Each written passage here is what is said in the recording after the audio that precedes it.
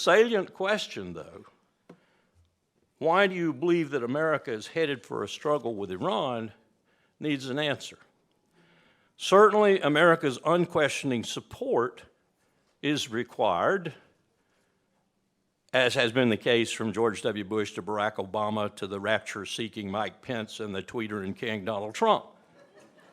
But it seems that recently, Lieberman and Netanyahu and their acolytes in this country, amongst which I put at the top Nikki Haley, have determined that it would be best if American troops also participated in the overthrow of the Tehran regime. From one point of view, I suppose this is understandable, the crassly opportunistic point of view, that is, that better to squander your own allies' blood and treasure than your own, but it's certainly not in the character that I'm used to with regard to the state of Israel, and certainly not with regard to the Israeli Defense Force. That force could handle anything Iran threw at it militarily is undeniable. Any military professional will tell you that. And that Israel's more than 200 nuclear warheads could decimate Iran is equally undeniable.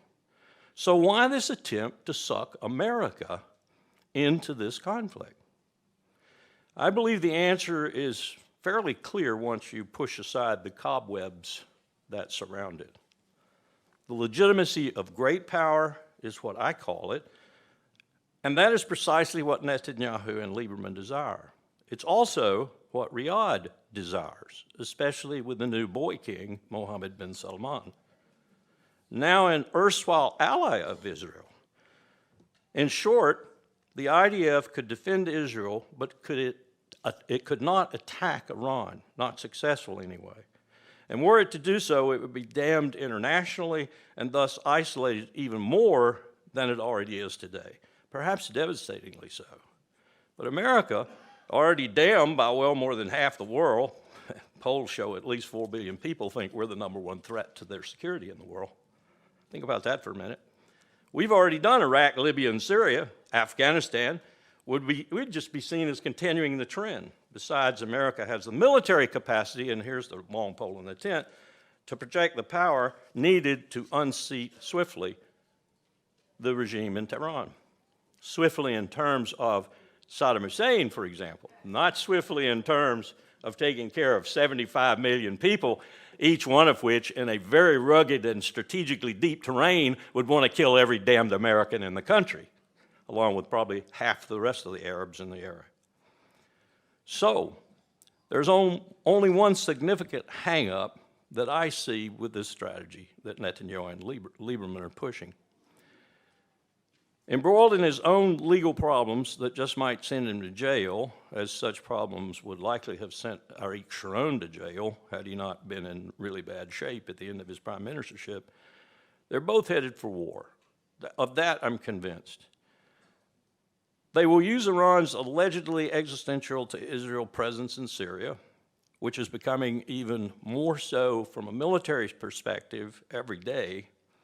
Hezbollah's accumulation of some 150,000 missiles, if we believe our intelligence agencies, the need to set Lebanon's economy back yet again, that's important. Look at what they're deliberating right now with regard to the new, very, very rich gas find in the eastern Mediterranean, with Israel claiming Section 9 and Lebanon claiming Section 9. Take that, Lebanon, we're going to bomb you, then you'll let us have it.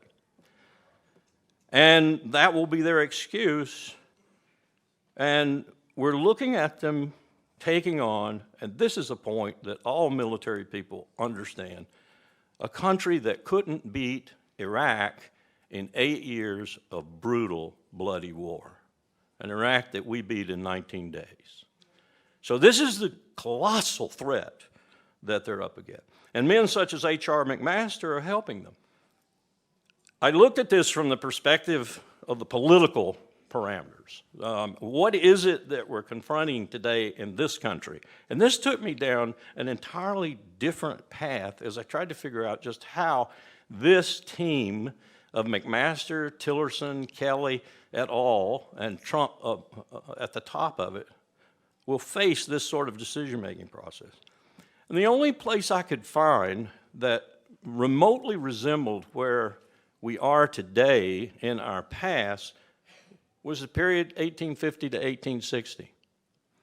And so about 6 months ago, I started reading as voraciously as I could on that period. I'd done some reading, but I needed to really do a lot more. It is stunning, the similarities between that period and now, particularly in the political situation where one side of the country wouldn't talk to the other side of the country, and vice versa.